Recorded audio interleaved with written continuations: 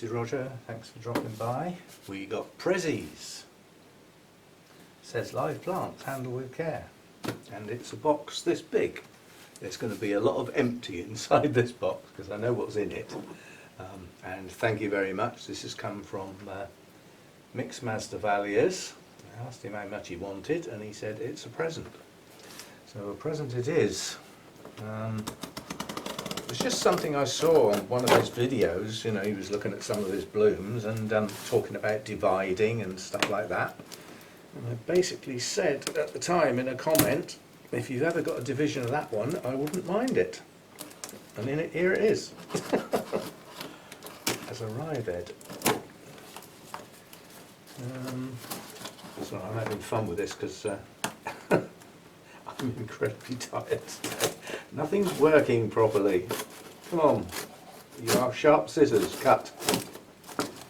Because if you don't cut, you know I'm going to tear. Right, let's do this properly and get it to open from the top. That's the way to do it. There we go. One left.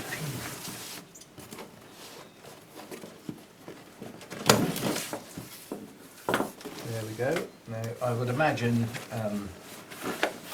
because Mick sells quite a few plants obviously, his divisions and that with his shop.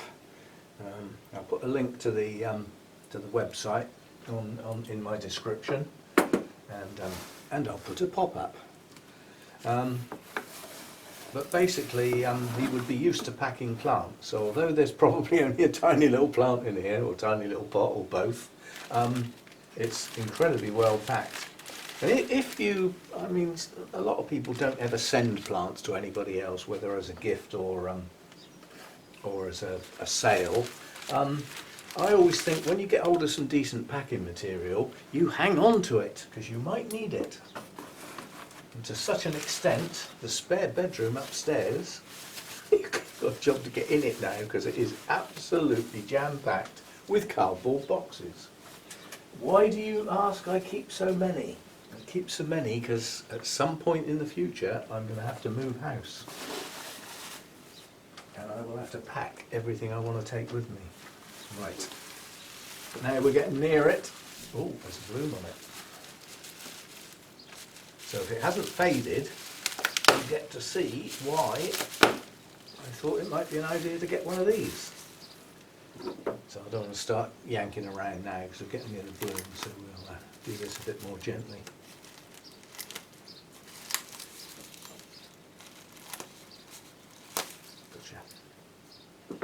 Hopefully that's the end of the sellotape saga. You know what I think of sellotape, but unfortunately there isn't a decent substitute. Oh my, we have a good bloom. So you can see why I fancied this plant. Get the junk, well we'll get the box out of the way, then we're clear of junk and stuff. Sort that out later. Ah, well, first comment is that is a large division. I was expecting like 4 leaves or something like that. You know, I mean that's bigger than a lot of plants you'd end up buying. You know, you buy one from a nursery. You often don't get as much of a plant as that. So well pleased with the plant. He did say it's probably a bit loose in the pot on the grounds that it's only it's a recent division. It hasn't been in here long. So you know, obviously its roots won't have grabbed hold yet. So it might be a bit wobbly once we get the top packing off.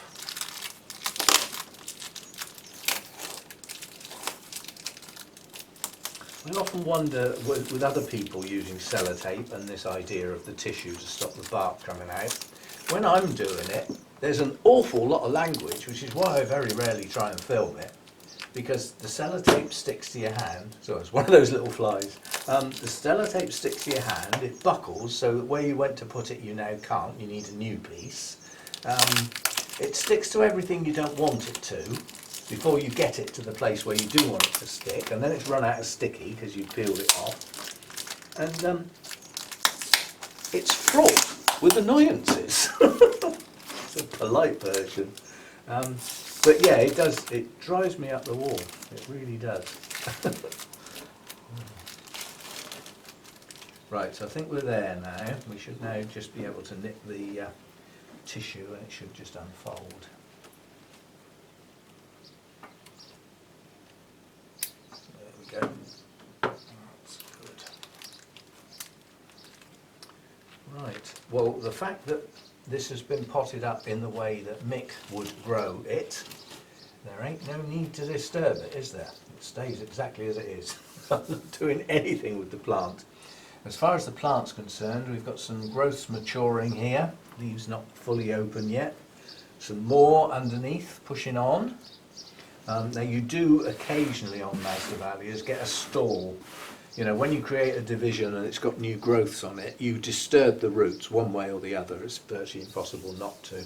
And sometimes that will put a bit of a stall on the plant, and those new growths might not mature as well as they would have done without the root disturbance. It'll produce more if that happens. It's not the end of the world. Don't think your plant's not working. Right, let's tell you what it is.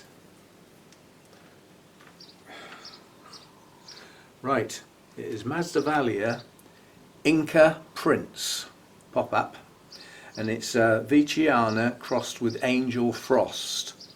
And when I had a wish list, this goes back many, many years, I was silly and actually had Masdevallias on my wish list. And at one point I found a site, a Masdevallia dedicated site, that actually listed all the Masdevallia crosses that were available. I doubt if it had every one, but it certainly had a hell of a lot of them. And it listed the ones that were warmth tolerant and those that were actually classed as intermediate. And I chose a few, and I remember Angel Frost was one on the list. That's where this sort of caught my mind. Anyway, we've got a lovely plant here. We've got signs of more new growth coming, as well as the ones it's already got. And with the fact that I've got a bloom on it, I can see where the spike comes out on this particular plant, which is good. And there's your bloom. As far as I'm concerned, that's a pretty good Masdevallia bloom. I don't know how long it's going to last because I don't know how long it's been open. But the first thing I'll do is get a clip so that it stays up against that stake. You notice this is quite a large plant. That's probably the Veitchiana in it, because they're not little miniatures. They're pretty hefty plants.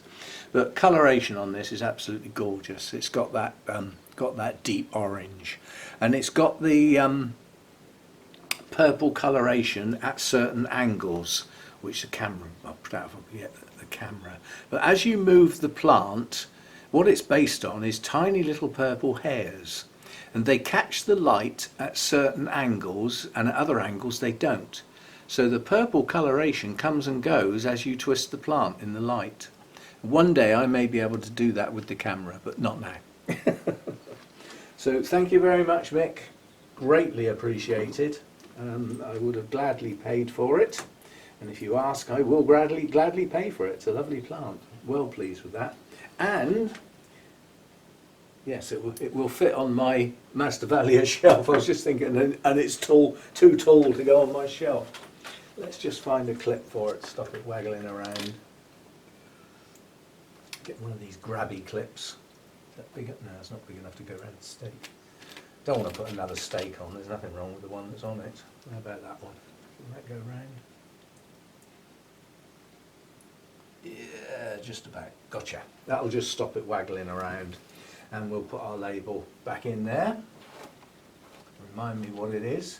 Now, I don't know what's down in that pot. I don't need to know. All I know is that somebody who grows Masdevallias very well potted it, so it's been done properly. Probably better than I ever would.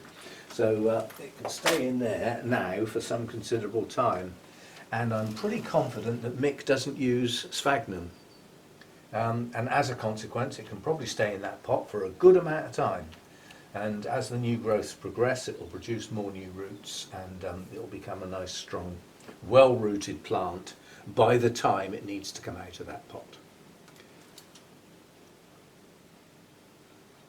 Very well pleased with that. That bloom is gorgeous. So thanks a lot, Mick, and as I said, I'll have put your website up and your channel name and all that sort of stuff, and I'll repeat it in the description. So it's easier for people to click. You can't click on a video and get at a link, can you? But you can in the description, so that people can come and have a look and see what you've got and see what you get up to. And thanks a bunch. I mean, I don't know whether you go to shows or not, but there's a possibility, well, it's not a possibility, it's highly likely that next year the Malvern show will be on.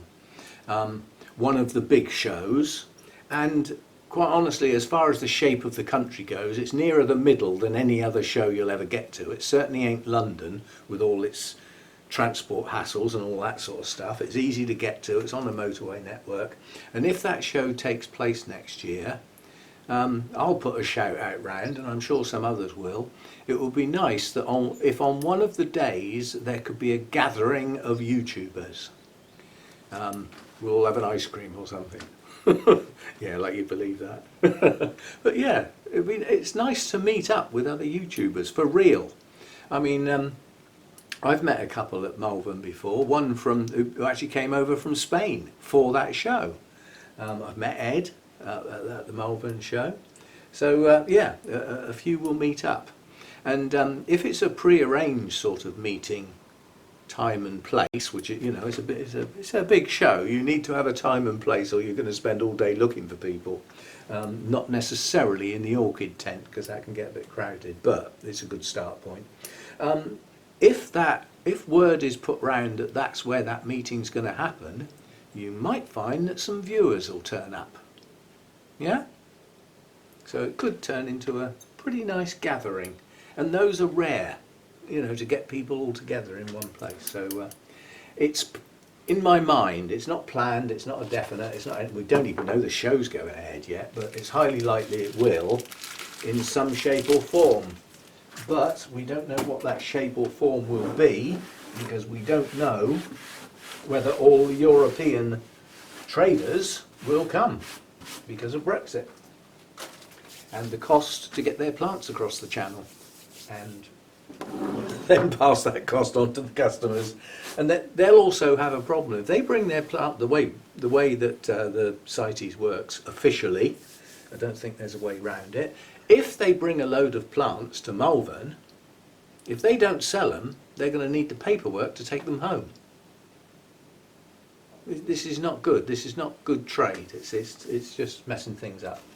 So maybe somebody will find some flipping solutions to all this one day, but not yet. Thanks a bunch, Mix, and I'll see you next time. Thanks for dropping by. Oh, we could stick a joke on the end of this. What could we put on?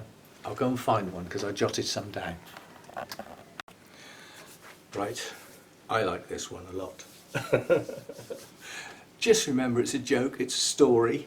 I know some people have actually thought that things that were part of a joke were actually real. It wasn't real. Right, when I was young, I had a very, very serious illness. I could have died. And basically the only way to prevent this tragedy happening was to actually eat soil 3 times a day. So it's a really good job my older brother told me about that. See you next time.